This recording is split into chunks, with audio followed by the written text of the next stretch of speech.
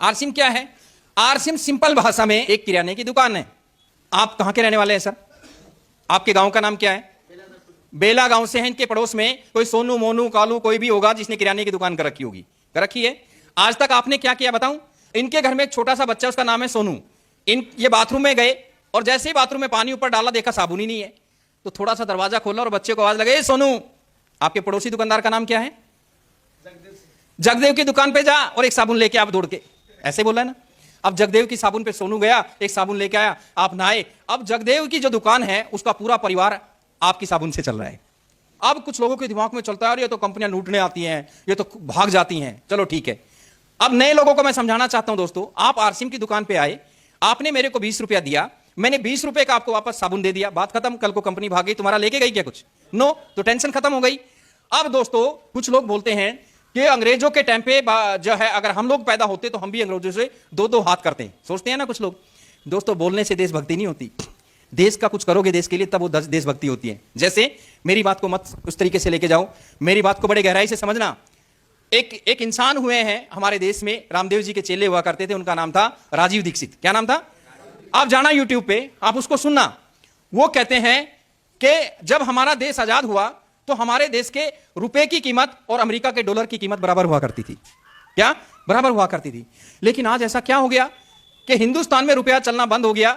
हमारे यहां तो 10 रुपए का सिक्का सब्जी वाले लेते ही नहीं है सर, टूल टैक्स पे चलता है। हमारे हरियाणा में, यहां का मेरे को नहीं पता, सिक्के की बात कर रहा हूं। लेकिन अमेरिका का रुपया लगभग 100 रुपए के आसपास चला गया। ऐसा क्यों हो गया कि 1 रुपया और अमेरिका का 1 रुपया 100 रुपए पे चला गया?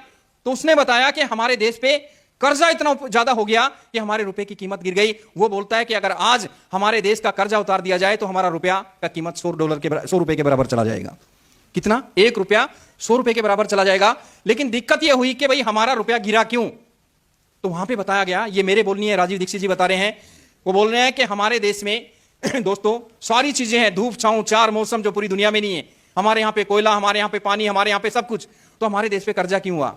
तो उन्होंने एक कटिंग करके दिखाया कि हर रोज अखबार में एक हेडलाइन आती है, फलाने मंत्री ने किया 1,00,000 करोड़ का घोटाला। मैं किसी पार्टी से जुड़ा हुआ आदमी नहीं हूं दोस्तों, हमारी तो एक ही पार्टी है, उस पार्टी का नाम है आरसीएम पार्टी। हाँ, क्योंकि सारे एक ही थाली के होते हैं। आज इस पार्टी का दबदबा है तो सारे के सारे बिना तली इधर आ जाएंगे, कल दूसरी पार्टी का है वही लोग उधर चले जाएंगे। तो दुकानदारी चलाते हैं। मैं किसी पार्टी से जड़ा हुआ नहीं हूं। हाँ, आपको जागृत जरूर करना चाहता हूं। फलाने ने मंत्री ने किया 1,00,000 करोड़ का घोटाला। यहां पे अगर मैं एक बोर्ड लगा दूं गोपाल जी, और एक एक आदमी को बुलाऊं और लिखूं कि यहां पे लिखो 1,00,000 करोड़, जीरो कितनी होती है लगानी पड़ेगी, हिंदी में नहीं लिखना। 99% लोग नहीं लिख पाएंगे कि 1,00,000 में जीरो कितनी होती है। चंद लोग हमारे देश को लूट रहे हैं, चंद लोग बड़े बड़े घोटाले कर रहे हैं, और वो टैक्स के रूप में न जाने किस किस रूप में हमारे पर वजन पड़ रहा है। अपने देश को सोने की चिड़िया बनाना चाहते हो तो स्वदेशी अपनाओ। यस या नो? अब मैं आरसीएम की बात ही नहीं कर रहा हूं, मैं तो न्यूट्रल होकर बात कर रहा हूं। स्वदेशी अपनाओ।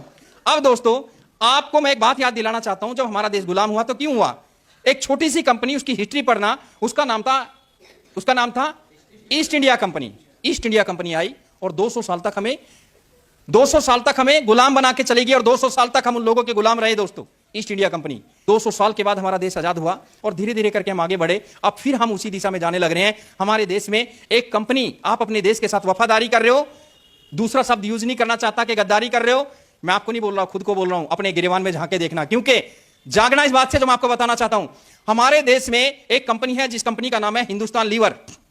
इस कंपनी के 2 मालिक हैं, दोनों अंग्रेज हैं। छोटी सी पूंजी लगाई थी इन्होंने हमारे देश में जब आए थे। आज 5,000 करोड़ के आसपास बचा के हमारे देश से अपने देश में भेज रहे हैं, और हंसते हैं कि हिंदुस्तान के लोगों जितना बेवकूफ आदमी कोई नहीं है। पता क्यों? क्योंकि दोस्तों आप मैकडोनल्ड में जाते हो खाना खाने, साला डबल रोटी जिसको देसी भाषा में बोलते हैं, बर्गर बोलते हैं, उनके फ्रीज में पड़ा हुआ है 3 दिन से। मैकडोनल्ड में जाके 500 रुपए का खाते हो आप, 500 रुपए का। और कोई 50,000 रुपए की नौकरी करता है ना कोई, वो तो पड़ोसी जिससे डरते हैं बात करते हो, इसकी तो 1,00,000 रुपए तनख्वाह आती है। वो मैकडोनल्ड में जाएगा संडे को अपने बच्चों को लेके, बाहर निकलेगा, ऐसे खड़ा रहेगा, मेरे को 2-4 लोग देख लेंगे मैंने मैकडोनल्ड में खाना खाया है। तो अंग्रेज मजाक उड़ा रहा है कि इन जैसा बेवकूफ आदमी। बेवकूफ क्यों बताते हैं दोस्तों? वो दही बेच रहे हैं, बोलते हैं कि हमारी दही सबसे बढ़िया। जिनको ये नहीं पता कि दूध भैंस देती है कि भैंसा देता है, वो हमें पढ़ा रहे हैं कि कौन सी दही बढ़िया और कौन सा दूध बढ़िया और कौन सी क्या चीजें बढ़िया है, और हम उन लोगों के चक्कर में लगे हुए हैं। तो दोस्तों एक फिल्म आई थी, इससे थोड़ा आसानी से समझ जाओगे। आप जितने भी नए साथी यहां पे पहली बार आए हो, आप देश के साथ वफादारी कर रहे हो, क्या कर रहे हो मेरे को नहीं पता। आपसे पूछता हूं, आप किसकी दुकान पे थे? क्या नाम था आपकी दुकान का भैया? जगदेव की दुकान। आपके पड़ोस में भी कोई ना कोई जगदेव होगा कि नहीं होगा, किराने वाला। ईमानदारी से बताओ जो आज पहली बार आए हैं, जब आप किसी जगदेव की दुकान पे जाते हो, साबुन खरीद के लाते हो, हल्दी खरीद के लाते हो, कभी आपको बिल देता है क्या? भाई साहब, आपकी जेब से तो टैक्स चला गया। अगर आपने बिल नहीं लिया तो टैक्स आपका चोरी हो गया। वो टैक्स किसका है? हमारे देश का। आपने टैक्स दे दिया। वो टैक्स कितना है?